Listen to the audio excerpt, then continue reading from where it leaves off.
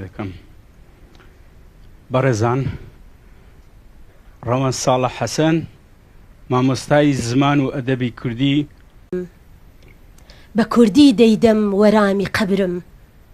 بە کوردی دیسان زیندوو دەبمەوە لەو دنیاش بۆ کورد تێ هەڵدەچمەوە سڵاوی جوانی و ئەدەبیات و شعرتان لێبێ سڵاوی ئەم بەیانیە جوانە کە تیای کۆبووینەتەوە کە ئەدەب کۆمان ئەکاتەوە کتێب کۆمان ئەکاتەوە زۆر بەخێر بێن سەر و سەر چاوی من زۆر خۆشحاڵم من طبعاً لە مێژە زۆرترین برادرانم لە هەولێر من هەر بەناو لە سلێمانیم باشترینەکانم لە ئێرن لە هەولێرن اینجا جارێکی تر هەولێر ئەوەندەی تر شیرین و خۆشەویستتر بوو لام کە بۆ ئەم کتێبم باوەشیان کردەوە طبعاً زۆر پێویستە زۆر سپاس و پێزانین و دەستخۆشیم بۆ دکتۆر سالار عوسمان کە ئەرکی چاپکردنی ئەم کتێبەی خستە سەر شانی خۆی سپاسیانەکەم سپاس بۆ ئەم هۆڵە جوانە و دەستگای مکریان سپاس بۆ کاگناڵە کە 2 هەفتەیە بەردەوام لە پەیوەندیە لەگەڵم وە کاتێکی زۆری بەخشیوە بە خوێندنەوەی کتێبەکە هەتا سەرنجەکانی خۆی بنووسێ سپاس بۆ ئامادەبوونتان طبعاً من لە سەرەتاوە یان بڵێم چەندین ساڵە وەکو شاعیر ناسراوم وەکو شاعیر بەشداری زۆرێک لە فیستیڤاڵی شعریم کردووە لە دیدارە ئەدەبیەکان شعرم خوێندۆتەوە نەک هەر لە شارەکانی هەرێم بگرە ڕۆیشتوم بەرەو خوارتر بەرەو جنوب شارە عەرەبیەکان لەوێش هەر بە کوردی شعرم خوێندۆتەوە طبعاً من هەمیشە خزمەتکاری زمانی کوردی و ئەدەبی کوردیم بەڕاستی بەڵام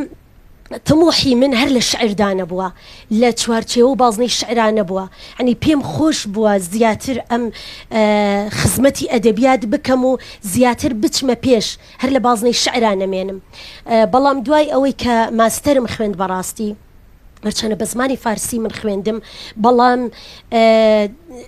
ماستەرەکەم کە لە ئەدەبیاتی فارسیە بەڵام هەر بۆ خزمەتی زمانی کوردیە هەر بۆ خزمەتی ئەدەبیاتی کوردیە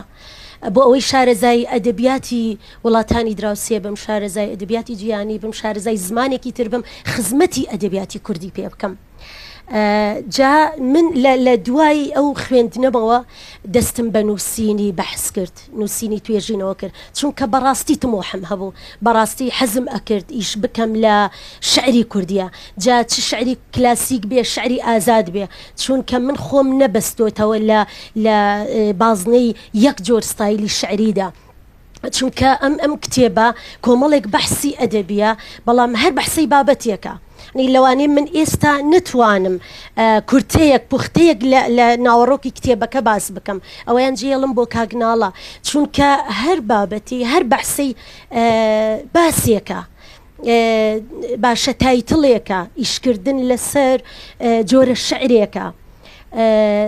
اینجا ئەم بەحسانەی من لەوانەیە بڵێم زۆرێکیان لە کۆنفرانسی زانستی لە دیدارێکی ئەدەبی پێشکەش کراون یەک دوانێکی شیان بڵاوم نەکردوونەتەوە کە لە ئێرەیە دامناوە طبعاً کۆنفرانسە زانستیەکانیان دیدارە ئەدەبیەکان ئەو بەحسەت کە قبول ئەکات ئەو بەحسە زانستیە ناڵم بەشێکی زۆری بەحسەکان ئەکادیمین بە شێوازی ئەکادیمی نووسراوە و لیژنەی تەقیمی زانکۆکان تەقیمیان کردو و قبولیان کردو بۆ کۆنفرانسەکە دوایی ئەم بەحسانە یان لە کۆبەرهەمی کۆنفرانسەکە یان لە گۆڤارێکی زانکۆکەدا بڵاو کراوەتەوە بەڵام من هەر یەکەیان هیچ شوێنێک بوو یعنی پێم باش بوو من ئەم بەحسانە لە کتێبێکا کۆ بکەمەوە بۆ هەمویان ئەدەبین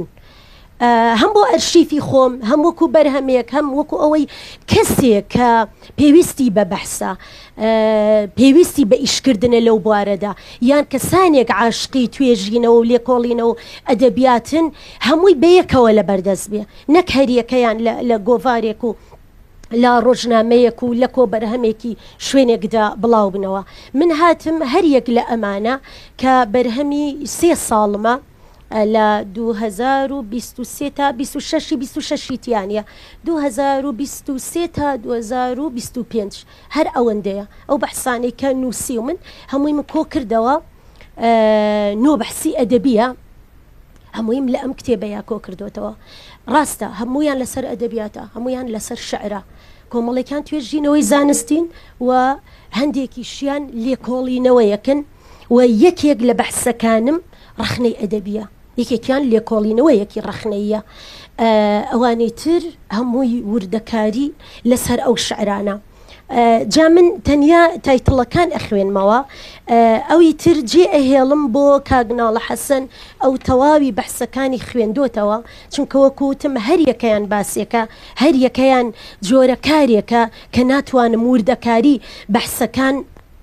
یەک بە یەک باس بکەم یەکێک لە بەحسەکانم مەولەوی و دەلالەتەکانی لە شعری شێرکۆ بێکەسدا شێرکۆ بێکەس یەکێکە لەو شاعیرانەی کە زۆرترین ناوی کەسایەتی لە ناو شعرەکانی هەیە جا کەسایەتی جیهانی بێ کەسایەتی کورد بێ بە کەسایەتی ئاینیەوە بە کەسایەتی سیاسیەوە بە کەسایەتی شۆڕژگێڕەوە بە ناوی شاعیرەوە بە ناوی ئەو پیاوانەی لە مێژوودا لە ناو کۆمەڵگەدا ناویان هەبووە شعری شێرکۆ بێکەس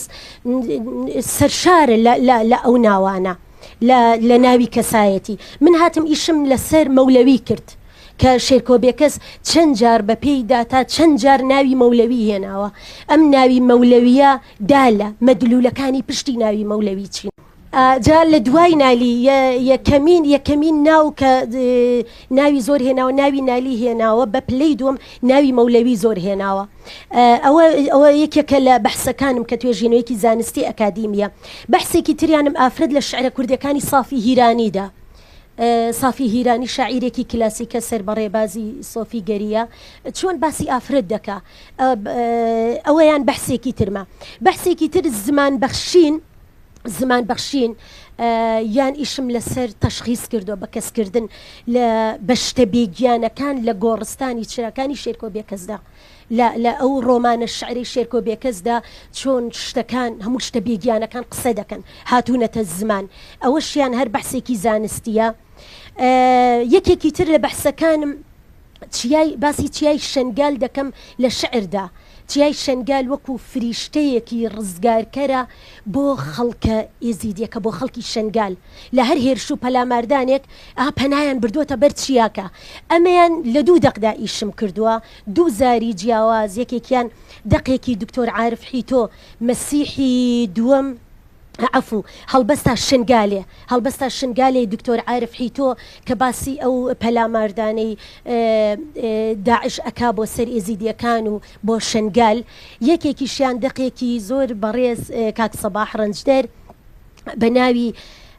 مەسیحی دووەم ئاگری بۆ شاعیران لە خوداوەند دزی چۆن باسی چیای شەنگال دەکا کە فریاد ڕەس و ڕزگارکەری ئەو خەڵکەیە لەناو شعرەکەدا باسی ئەوە دەکەم یەکێکی تر لە بەحسەکانم بەحسێکی سۆسیۆ ئەدەبیە ئەمەیان هاوبەشیە لەگەڵ دکتۆرە شەرمین خۆی اختصاسی کۆمەڵناسیە منیش ئەدەبیم هاتین چونکە ئەم برادرایەتیە زۆر بەقوەتە هاتین بەحسەکەش ئەوەمان دروست کرد بەحسێکی سۆسیۆ ئەدەبیمان دروست کرد لەسەر دیاردە و ڕەفتارە کۆمەڵایەتیەکان لە شعرە کوردیەکانی عەلی حەریریدا باسی کۆمەڵێک دیاردە و ڕەفتاری کۆمەڵایەتی ئەەکەین لە شعری عەلی حەریری ئەویش لە کۆنفرانسێکی زانستی پێشکەشمان کرد بەحسێکی ترم ئازادی لە شعری ژنە شاعیرەکان بەگشتی چۆن باسی ئازادی دەکەن و بە تایبەت بە نمونە نەزەندبەگی خانیم هەڵبژاردووە نەزەندبەگی خانی چونکە زۆر تەکید لە ئازادی ئەکاتەوە تەنانەت لە یەکێک لە دیوانە شعرەکانی هەر بە شعرێک بە ئازادی دەستپێکە ئەڵێ من هەرچی چالاکێک دەینوێنم هەرچی شعرێک دەینووسم هەرچی کارێک دەیکەم هەمووی لە پێناوی ئازادیە هەر کتێبەکەی بەوە دەست پێ دەکا بۆیە چوم نەزەندم هەڵبژارد کە چۆن باسی ئازادی دەکات بەحسێکی ترم ئەمەیان لێکۆڵینەوەیەکی ڕەخنەییە لێکۆڵینەوەیکی ڕەخنەیە لەسەر شعری 5 خانمە شاعیر ئەوە باسی ڕاوەکردنی دەقەکانیان دەکەم ماناکانی ئەودی و دەقەکانیان ئەمەیان لێکۆڵینەوەیەکی ڕەخنەییە 5 ژنە شاعیرە سازیان شەهید تاڵیب، ژیان سعید قەرەداخی، ڕێزان قەساب، خاتو شەرمین وەلی، لەیلا ڕەزایی بەداخەوە یەکەم جارم بوو بیبینم، بەڵام دوای ئەوە ماوەیەک بەر لە ئێستا بەداخەوە کە خۆی ئینتیحار کرد ئەو خاتونە. جا ئەوەم پێناخۆشە کە لەو شوێنەیە کە ئەو بەحسم پێشکەش کرد زۆر ڕەخنەم لێ گرت، وتم یعنی تۆ بۆچی هەمیشە بێزاری لە ژنبوون، بۆ ڕائەکەی لە ژنبوون، بۆ ژنبوونی خۆت بە پیرۆز بە مقدس نابینی، بۆ هێندە خۆت لە پەڕاوێزە ئەبینی، بۆ خۆت بەکەم ئەزانی. هەموو شعرەکانی شیوا بوو، هەمووی وابوو، منیش بەڕاستی، بەڵام ئیتر ئینسانێکی منکوب بوو، ڕەشبین بوو، بێزار بوو، یعنی بەداخەوە کە ماوەیەک بەر لە ئێستا ئەو خاتونە شاعیرە خۆی کوشت. جا هایکۆی زۆر جوانی هەبوو، ئەو شعرانەی لای من بۆ هەم قەسیدەیەک بوو هەم کۆمەڵێ هایکۆ بوو، هایکۆکانی زۆر جوان بوونم خاتونە. بەحسێکی ترم نۆستالژیا لە شعرەکانی شێرکۆ بێکەسدا، ئەوە کورتەیەکی نامەی ماستەرەکەمە، نامەی ماستەرەکەم نۆستالژیا لە شعرەکانی شێرکۆ بێکەس بە بەراورد لەگەڵ ئەحمەد شاملۆ، ئەوەیان کارێکی بەراوردکاریە، بەڵام کورتەیەکی خستە ئێرەوە هەم وەکو وتارێک زۆر پێم جوان بوو، کورتەیەکی ئەو باسەی تیا بێ نۆستالژیا لە شعرەکانی شێرکۆ بێکەسدا، نۆستالژیای تاکچی و نۆستالژیای کۆمەڵچی و بە کۆمەڵێک نمونەی شعریەوە. یەکێکتر لە بەحسەکان ئەمەیان لەوانەیە بڵێم ئەم بەحسەکە کردمە ناو ئەم کتێبەوە، کۆتا بەحس لادانی ڕێڕەوی عیشق لە ژنەوە بۆ نیشتیمان لای ئەسیری، ئەمە یەکەم هەنگاوی نووسینی لێکۆڵینەوەم بوو. بەڕاستی لەوانەیە بڵێم وەکو بەحسەکانی ترم بەقوەد نییە، تێر و تەسەل نییە، قوڵ نییە، بەڵام وەکو یادگاریەک پێم خۆش بوو لە ناو کتێبەکە هەبێ کە یەکەمین هەنگاوم بوو، یەکەمین هەوڵم بوو ئەم کارە لەسەر ئەسیری، چونکە ئەسیری 14,000 بەیتە شعری خۆی، شعری دڵداری هەمووی سووتان، بەدەستی خۆی شعرەکانی سووتان و هەمیشە هانی شاعیرانی ئەدا کەواز بێنن لە باسی خەت و خاڵ و پرچ و باڵا و قەد و باز لە جوانی ژن بێنن. وەرە نیشتیمانەکەمان پێویستی بەو عیشقەیە، نیشتیمانەکەمان پێویستی بە خەباتە، بە هەوڵە بنووسینە، بە شعرە. جا لە باسی ئەوە ئەەکەم لای ئەسیری کە وازی لە عیشقی ژن هێنا، ڕێڕەوەکەی گۆڕی بۆ عیشقی نیشتیمان. ئەوەش کۆمەڵێک نمونەی تایە، بەڵام لەوانەیە بڵێم یەکێکە لە لێکۆڵینەوە سادە و ساکارەکان. ئەمانە لێرەدا قسەی من بوون لەسەر کورتەیەک لە تایتڵ و بەحسەکان، بەڵام بە هیوام وەکو چۆن ئەم کتێبە کە بە فایلەکە گەشتە لای جەنابی دکتۆر سالار عوسمان یەکسەر قبوڵی کرد و نردی بۆ چاپ، زۆر پێی جوان بوو. بە هیوام شایستەی بەر نور و دیدە و کات و وەختی ئێوەش بێت و بیخوێنەوە، هەم چێژی لێ ببینن، هەم سوودی لێ ببینن و هەم سەرنجتان هەبێ، ڕەخنەتان هەبێ. هەموو کتێبێک قابلی ڕەخنەیە، قابلی سەرنجە، قابلی لێکۆڵینەوەی زۆرە. من ڕاستە کتێبەکە لێکۆڵینەوەیە، بەڵام ئەشێ ئەمیش قابلی چەندین لێکۆڵینەوەی ڕەخنەی بێ، قابلی توێژینەوە بێت و بە هیوام بتوانن کتێبەکە بەردەستان بکەوێت و ئێوەش بیخوێنەوە و خوێنەری بن. سپاس بۆ گوێگرتنتان. ئێستاش بە کاگناڵە حەسەن سپاس دەکەم کە کات و وەختی زۆرت بەخشی و بە خوێندنەوەی و هەرچی سەرنجێکی هەیە